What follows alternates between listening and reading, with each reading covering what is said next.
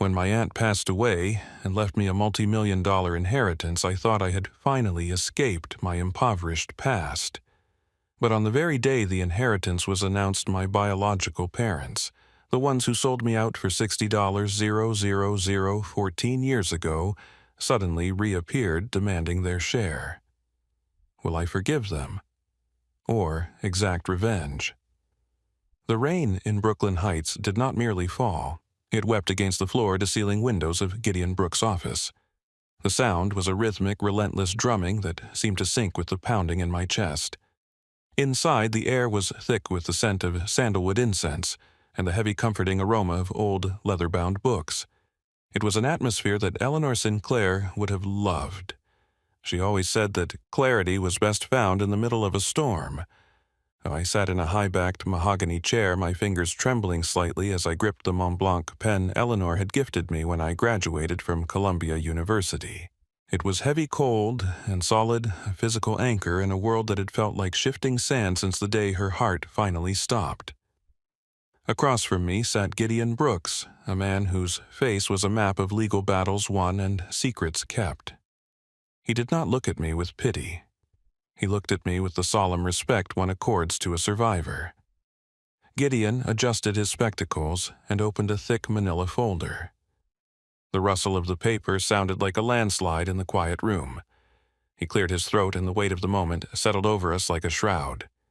He began to read the final testament of Eleanor Sinclair. The words were precise and surgical, reflecting the woman who had written them. When he reached the section regarding the distribution of assets, time seemed to slow down. To my nephew, Julian Blackwood, Gideon read, his voice steady as a metronome, who proved that character is not inherited but forged. I leave the entirety of my estate. This includes the historic brownstone on Pierpont Street, my controlling interests in Sinclair Enterprises and liquid assets totaling $6,200,000. The number hung in the air, immense and terrifying. $6,200,000. It was a fortune built on decades of discipline, art, and an unwavering refusal to be broken. I looked down at the Mont Blanc pen. It was no longer just a writing instrument. It was the key to a kingdom I had never asked for but was now destined to rule. I felt the floor beneath me tilt. I was no longer the boy from the rusted streets of Gary, Indiana. I was the heir to a legacy that demanded everything. Just as the silence reached its peak, the heavy oak doors of the office swung open. The air in the room shifted instantly, the scent of sandalwood replaced by the cold, damp smell of rain-soaked wool and a faint chemical trace of cheap cigarettes. I did not need to turn around to know who had arrived. The cadence of their footsteps was a ghost I had spent 14 years trying to exorcise. Victor and Celeste Blackwood walked in with a calculated grace that made my stomach turn. They were dressed in shades of charcoal and black, their faces twisted into expressions of grief that looked like they had been practiced in a rearview mirror. Celeste let out a soft, theatrical sob, her hand fluttering to her throat as if she were about to faint. Victor took a step forward, his jaw set in a mask of paternal concern that was as hollow as a drum. "Julian," my mother whispered, her voice shaking with a tremor that did not reach her eyes. "My poor dear boy, we came as soon as we heard. We should have been here for the funeral. We were so lost in our own pain." My father did not look at me, not at first. He walked toward the center of the room, his eyes scanning the perimeter like a predator marking his territory. "We are your parents, Julian," he said, his voice deep and projection heavy. "We know this is a lot for a young man to handle alone. We are here to help you manage the burden. We are your family." The word family felt like a slur coming from his mouth. I remained silent, my knuckles white as I squeezed the pen. I watched them, observing the way they moved, the way they breathed. They did not look like people who had lost a sister or a mentor. They looked like people who had finally found the winning lottery ticket they had lost a decade ago. Then I saw it, the moment the mask slipped. Victor's gaze drifted away from me, moving toward the far wall of the office. Hanging there was one of Eleanor's most prized possessions, A small, vibrant original sketch by Picasso, a fragment of history that was worth more than the house I had grown up in. Victor did not look at my tears. He did not look at my shaking hands. His eyes locked onto the gold frame of the painting, a predatory gleam reflecting in his pupils. He licked his lips unconsciously, his fingers twitching at his sides. In that split second, the performance was over. He was not there for his son.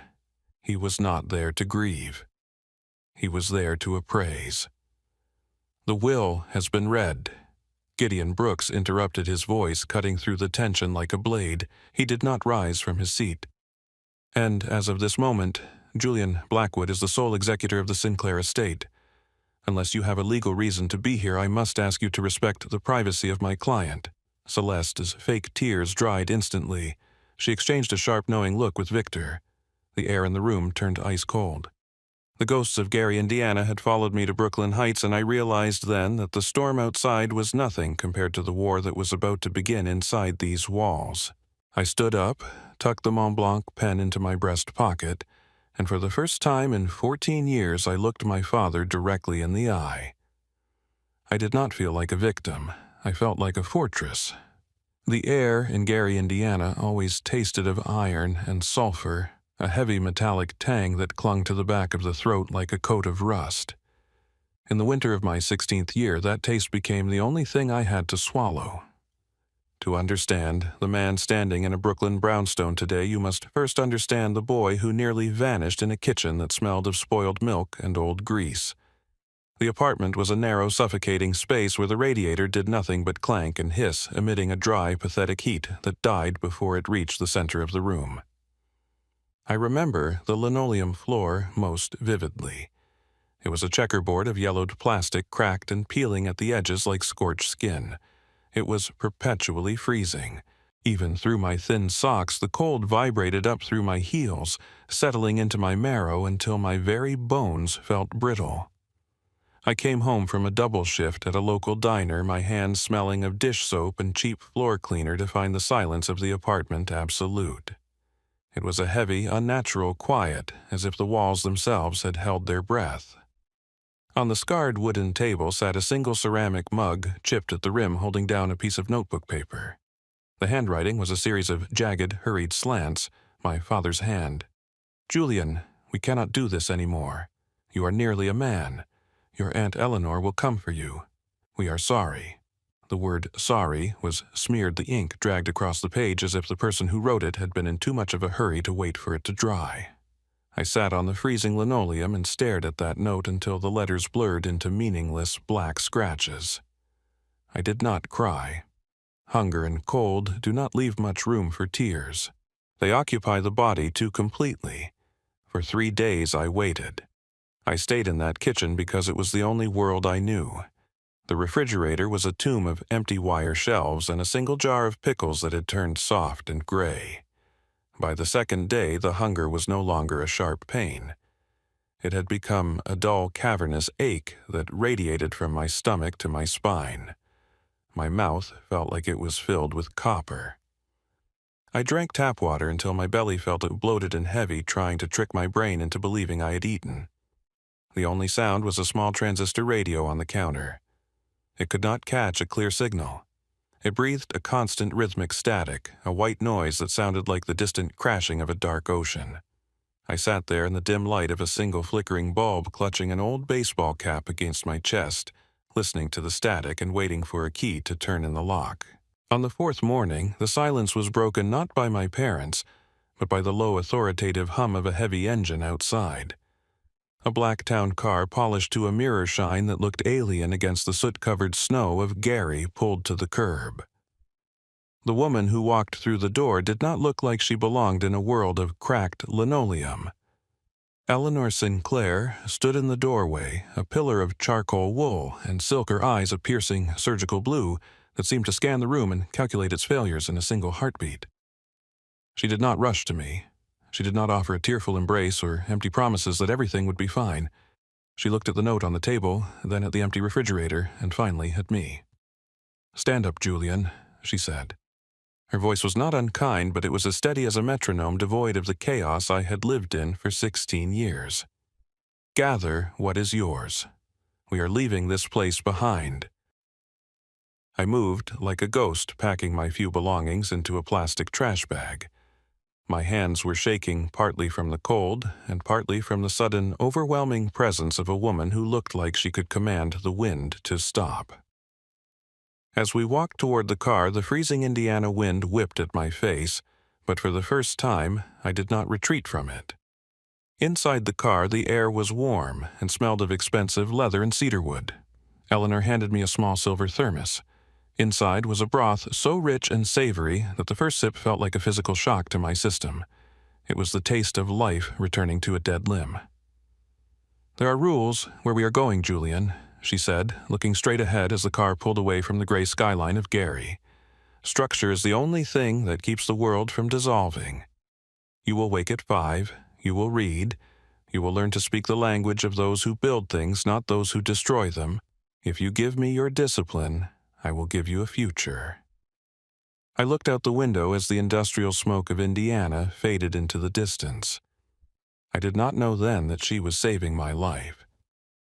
I only knew that the hollow ache in my chest was finally starting to settle, replaced by the terrifying, beautiful weight of expectation. Eleanor Sinclair had not come to be my friend. She had come to be my architect. And as the car sped toward New York, I realized that the boy who had waited in the dark was gone. The construction of Julian Blackwood had begun. Brooklyn Heights was not a home at first. It was a laboratory of discipline. The transition from the chaotic, sulfur-stained air of Gary to the silent, beeswax-scented halls of the Sinclair brownstone felt like being plunged into ice water. My room was a sanctuary of high ceilings and heavy velvet curtains, but it came with a price. That price was a total surrender of my old life to the relentless architecture of Eleanor's routine. Every morning at exactly 5 o'clock, a crisp mechanical chime would echo through the hallway. There were no excuses. If I was a minute late to the dining room, my breakfast was removed. Eleanor sat at the head of the table, never in a robe, always in a tailored suit, her posture as straight as a blade. We ate in silence, the only sound, the delicate clink of silver against porcelain. After breakfast came the study. While other teenagers were sleeping or drifting through high school, I was immersed in the world of Benjamin Graham and Marcus Aurelius. I hated her for it. I spent the first year imagining my escape, fueled by a burning resentment that she was trying to turn me into a machine.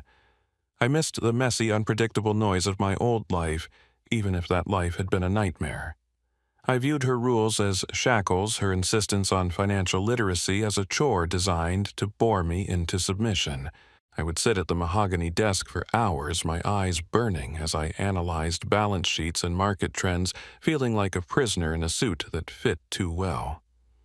"Structure is not a cage, Julian," she said to me one evening, her voice calm as she watched me struggle with the complex investment portfolio. "It is scaffolding. You cannot build a skyscraper on a foundation of sand. You have been told your whole life that you are a victim of circumstance. I am giving you the tools to ensure you are never a victim again." The realization did not happen overnight. It arrived in small, quiet increments. It was the moment I realized I could speak to the bankers on Wall Street and understand the hidden language of their contracts. It was the confidence that surged through me when I walked into a room and realized I no longer had to hide my hands. The discipline had transformed me. The 5:00 a.m. wake-up calls had forged a mental toughness that made the challenges of Columbia University seem trivial. The scaffolding Eleanor had built around me had allowed me to grow tall enough to see the world for what it actually was. But the most profound lesson was hidden in a small black ledger Eleanor kept in her private safe. One afternoon, while I was helping her organize her records during my senior year of college, a single carbon copy of a bank draft fluttered to the floor. I picked it up expecting a routine business transaction. My heart stopped. The date was exactly 14 years ago, 2 weeks after I'd arrived in New York. The payees were Victor and Celeste Blackwood. The amount was $60,000. My vision blurred as I read the memo line written in Eleanor's sharp, unmistakable hand, full and final settlement. Irrevocable release of all parental claims and contact regarding Julian Blackwood. The paper felt like it was burning my fingertips. $60,000. That was the price of my absence. My parents had not merely left me because they were lost in their own pain. They had negotiated me. They had traded my future for the price of a luxury car or a year of gambling.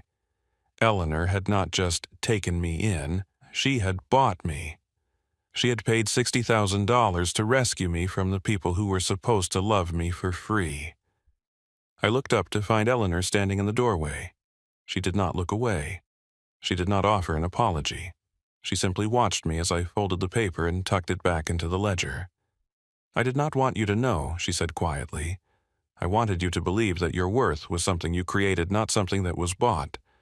But now that you see it, Julian, understand this, I did not buy a child. I invested in a man, and that $60,000 was the most profitable transaction I have ever made." In that moment, the last of my resentment evaporated. I realized that her strictness was her way of protecting that investment. She had built the scaffolding not because she wanted to control me, but because she knew how easily I could have been demolished by the world that produced Victor and Celeste. The discipline was her love. The rules were her shield. I looked at the check record one last time and realized that Eleanor Sinclair had given me the only thing my parents never could value that was no longer for sale. The restaurant was a cathedral of glass and gold overlooking the shimmering lights of Central Park. The air inside smelled of white truffles aged Bordeaux and the faint, cold scent of predatory ambition. Victor and Celeste sat across from me looking like caricatures of mourning in their expensive black attire. The soft clink of crystal and the low hum of Manhattan's elite provided a backdrop to a performance that was becoming increasingly transparent. "We only want what is best for you, Julian," Victor said, his voice dropping into a register of feigned solemnity. He swirled a glass of vintage Cabernet, his eyes tracking the deep red liquid as if it were the lifeblood of the Sinclair estate. "Your Aunt Eleanor was a difficult woman. She kept us apart, poisoned your mind against your own flesh and blood. But we forgive her.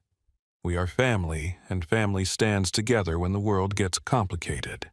Celeste reached across the table, her fingers manicured to a razor-sharp point hovering near my hand. I did not move. I did not flinch. I watched her eyes, looking for a flicker of the mother who had left me in a freezing kitchen in Gary, but I found only the cold calculation of a professional mourner.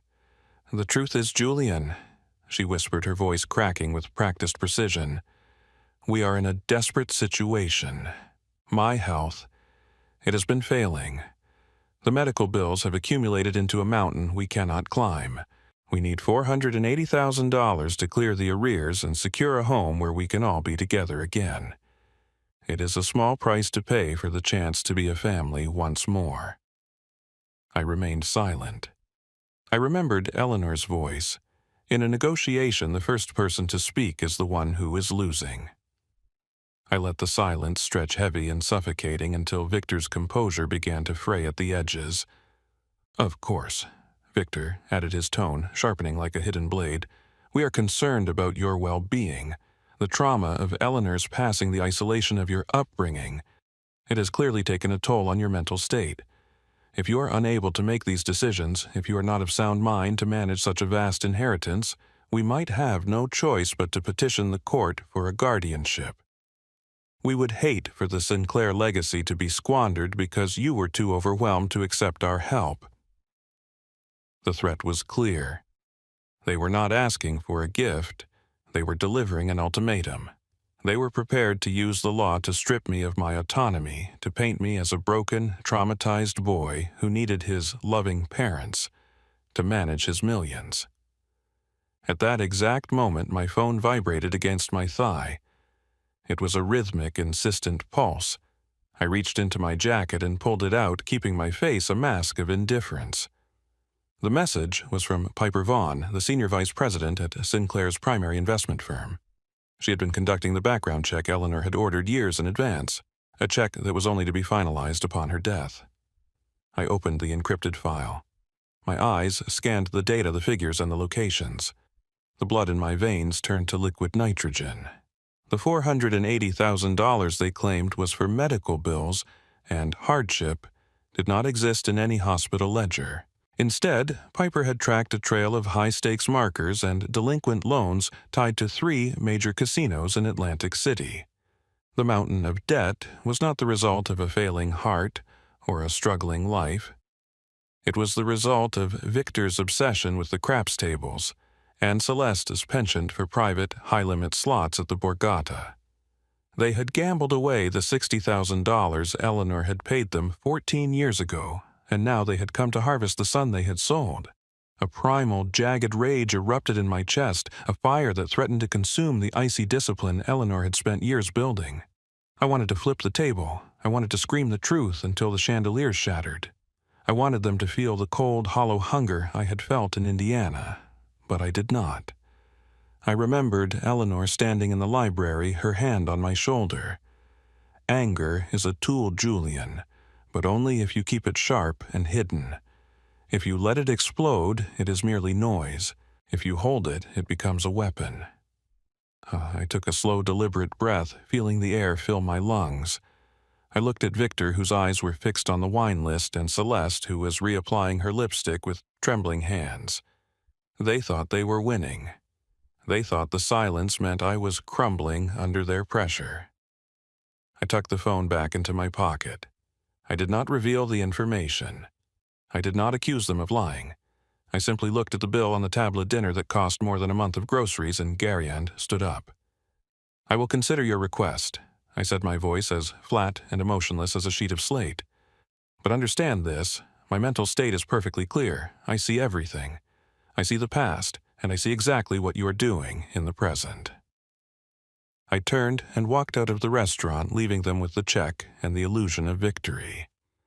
As I stepped into the cool Manhattan night, the rain began to fall again, but I did not feel the cold. I felt the weight of the evidence in my pocket, and I knew that the dinner had not been a reunion. It had been an audit, and the Blackwoods were about to find themselves bankrupt in every sense of the word. The study in the Brooklyn Heights brownstone was a sanctuary of dark wood and hushed secrets. It was here that Eleanor Sinclair had spent her nights orchestrating the defense of a legacy she knew would one day fall into my hands. Hazel Quinn, the woman who had managed this household with a silent, watchful grace for decades, stood by the heavy oak desk. Her face was a mask of somber duty, her eyes reflecting the flickering light of the fireplace. "She told me that if they ever sat across from you and spoke of family, it was time for the final truth," Hazel whispered, her voice like dry parchment. She stepped toward a concealed panel behind a row of leather-bound biographies. With a soft click, the panel slid away to reveal a digital safe, its cold steel surface a stark contrast to the warmth of the room. I stepped forward, my fingers steady, as I entered the code Eleanor had made me memorize on my 21st birthday, the date I had arrived in New York, the date my life had truly begun. The heavy door groaned open. Inside, tucked away from the light of the world, rested a single folder embossed with a crimson seal. It was marked simply Envelope B. I broke the wax. The sound was sharp, like a small bone snapping. As I spread the documents across the desk, the air in the room seemed to drop by 20 degrees. I was not looking at mere letters or memories. I was looking at a surgical record of betrayal. The first set of papers was a collection of loan applications, dated just months before my 17th birthday. My heart seized as I recognized my own name and social security number typed onto the forms. But the signatures at the bottom were not mine. They were the jagged, desperate scrawls of Victor and Celeste Blackwood. They had not just sold me to Eleanor for $60,000. They had tried to sell my very identity before they left. They had attempted to use my clean credit and my name as collateral for a series of high-interest loans from predatory black market lenders in Atlantic City. They were willing to saddle a 16-year-old boy with a lifetime of debt and a destroyed reputation just to fund one more night at the tables. I leaned against the desk, the coldness of the wood seeping into my palms. I thought of the warmth of the sweaters Eleanor had bought me, the quiet encouragement she offered during my late-night study sessions, and the way she had looked at me with pride when I won my first academic award. While she was building a fortress around my soul, my biological parents had been trying to dismantle the very ground I stood on.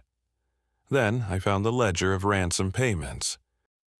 Eleanor had kept meticulous records of every cent she had spent to keep me safe from the legal wreckage my parents had created.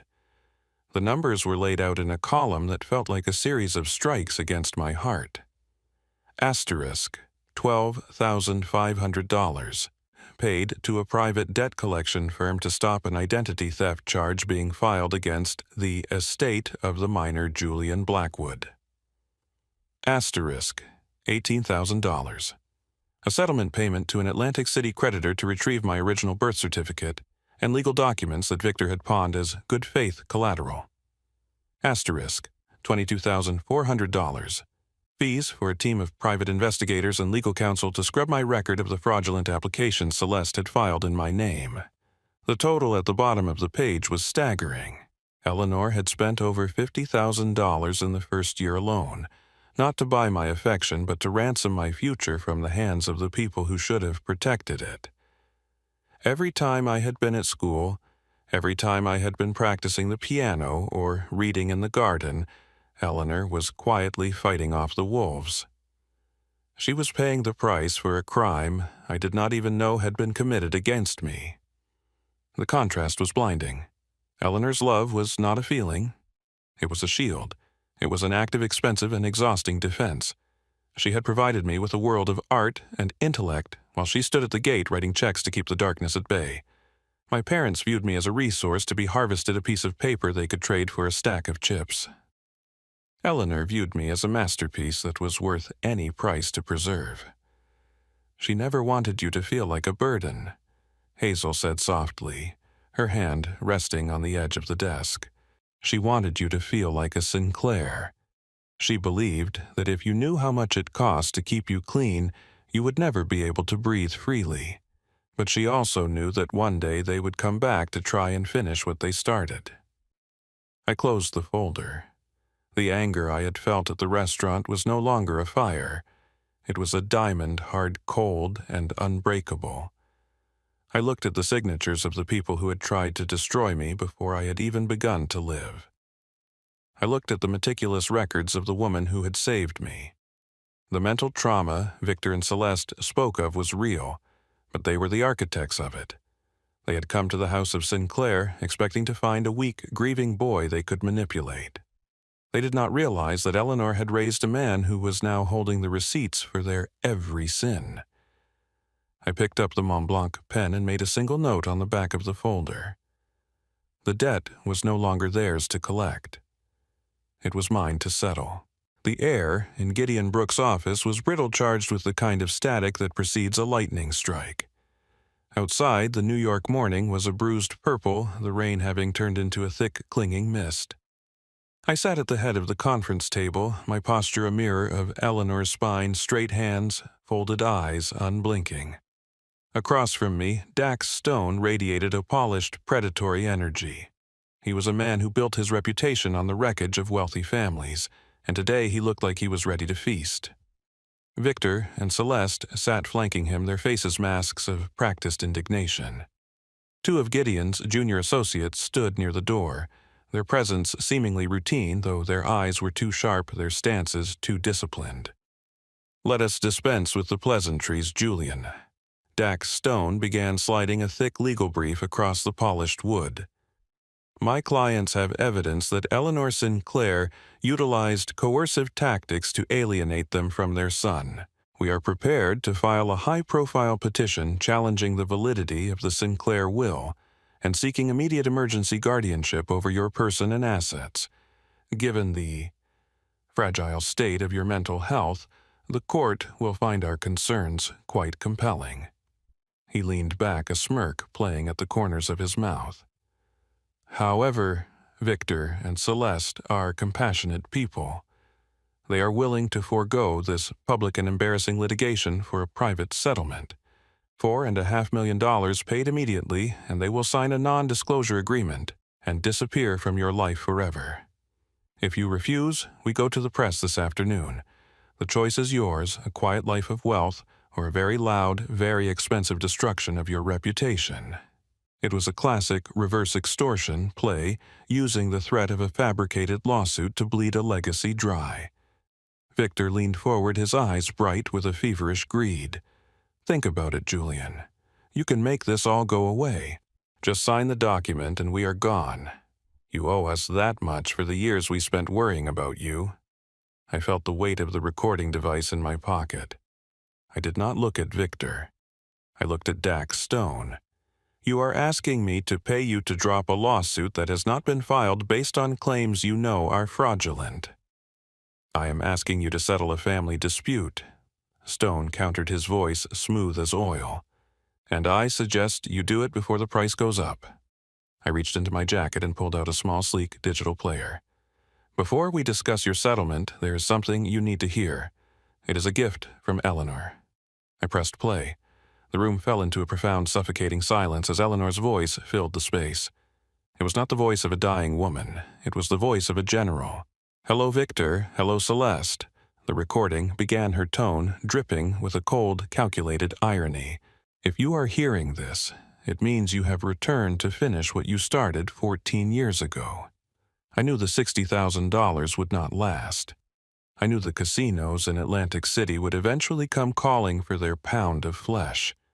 I also knew that you would view Julian not as a son but as a final jackpot. Victor's face drained of color. Celeste gasped, her hand flying to her mouth. I have spent the last decade documenting every attempt you made to contact me for more money, Eleanor's voice continued. I have every recorded threat, every demand for cash, in exchange for staying away from Julian. I have established a legal trust that triggered the moment you stepped into Julian's life. By demanding money today in exchange for dropping a meritless guardianship claim, you have walked into a federal extortion trap. Gideon Brooks has the evidence. The bank accounts you tried to hide are flagged. The medical bills are proven gambling debts. You are not here for justice. You are here for a shakedown, and I have ensured that this shakedown is your final act. The recording ended with a soft click. Dax Stone's smirk had vanished, replaced by a look of sheer, panicked calculation. He looked at the junior associates by the door.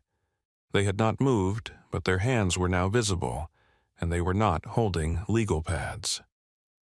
This is a bluff, Stone hissed, though his voice lacked conviction. A recording is not enough to stop a petition. It is not just a recording, Dax, I said, my voice as steady as the rain. It is a confession. You just spent 10 minutes outlining a demand for $4.5 million to suppress a legal action. That is the definition of extortion under federal law. Gideon Brooks stepped forward, placing a single sheet of paper in front of Victor. This is the settlement agreement you requested, Victor. It outlines the transfer of funds. If you sign it, you are confirming your demand for the money. Victor, blinded by a decade of desperation and the sheer proximity of the millions he craved, snatched the pen. He did not look at his lawyer. He did not look at the door. He scribbled his name with a shaky, frantic hand.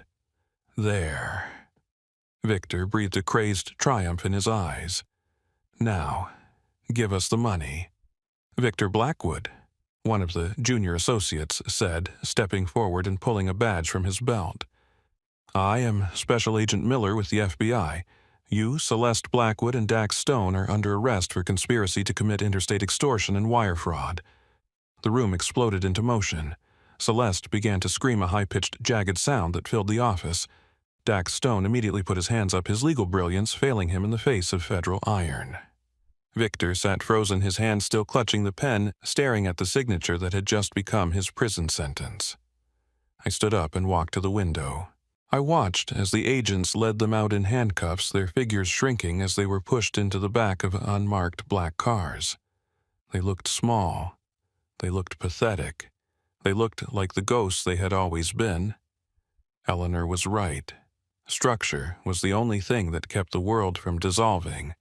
She had built a cage for the wolves, and I had simply waited for them to step inside. The war was over. I was no longer the boy from Gary, and I was no longer just the heir to her money. I was the keeper of her justice. As the sirens faded into the distance, I felt the heavy weight of the Sinclair legacy settle comfortably onto my shoulders. It was time to build something new. The cemetery in Brooklyn was a place of profound stillness, a landscape of granite and ivy that seemed to exist outside the frantic pulse of New York City. The morning mist clung to the grass silver and cool as I stood before the modest headstone of Eleanor Sinclair. There were no elaborate statues here, no towering monuments to wealth. There was only a slab of honed gray marble, as elegant and unyielding as the woman herself. I reached into my pocket and touched the Mont Blanc pen, its weight a familiar comfort. Below her name and the dates of her life, I had commissioned a final inscription. It was only 3 words, but they carried the weight of 1,000 lifetimes mother by choice. I whispered a thank you into the wind, a gratitude that transcended the millions of dollars and the brownstone on Pierpont Street. She had not merely left me an inheritance. She had left me a blueprint for how to be a human being. She had taken a broken boy from the industrial wreckage of Gary, Indiana, and taught him that his past was not a life sentence but a foundation. The $6,200,000 remained largely untouched in the Sinclair accounts. I did not buy a fleet of cars or a summer home in the Hamptons. Instead, I spent the last 6 months working with Gideon Brooks and Hazel Quinn to build something that would have made Eleanor proud. We established the Sinclair Blackwood Foundation, centered in the heart of Gary, Indiana. We bought an old abandoned textile mill and transformed it into a state-of-the-art vocational and arts center. It was not just a charity, it was a factory for future architects, designers, and entrepreneurs. We provided the very things Eleanor had provided for me: 5:00 a.m. structure, high-level mentorship, financial literacy, and a safe place to sleep. We did not just hand out checks, we built scaffolding. We gave children who had been abandoned by the world a reason to wake up and a ladder to climb. Hazel Quinn moved back to Indiana to oversee the daily operations, her steady hand ensuring that the Sinclair standards of discipline and excellence were upheld. Piper Vaughn managed the endowment, ensuring that the wealth Eleanor had created would continue to fund the dreams of the forgotten for generations to come. As for Victor and Celeste, they remained behind bars, facing a federal reality that no amount of gambling or manipulation could fix. I did not hate them anymore. To hate them would be to give them a place in my heart that they had long ago forfeited. They were merely a cautionary tale, a reminder of what happens when a person chooses greed over character.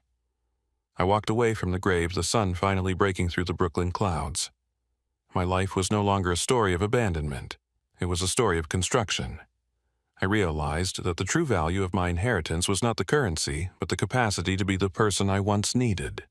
I was no longer just a survivor. I was a builder. Family is not defined by the blood that flows through your veins, but by the hands that are willing to build a scaffold for you when you are at your lowest point.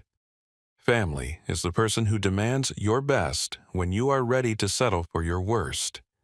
If you have an Eleanor in your life, someone who pushes you, who holds you accountable, and who loves you through the fire of discipline, do not take them for granted.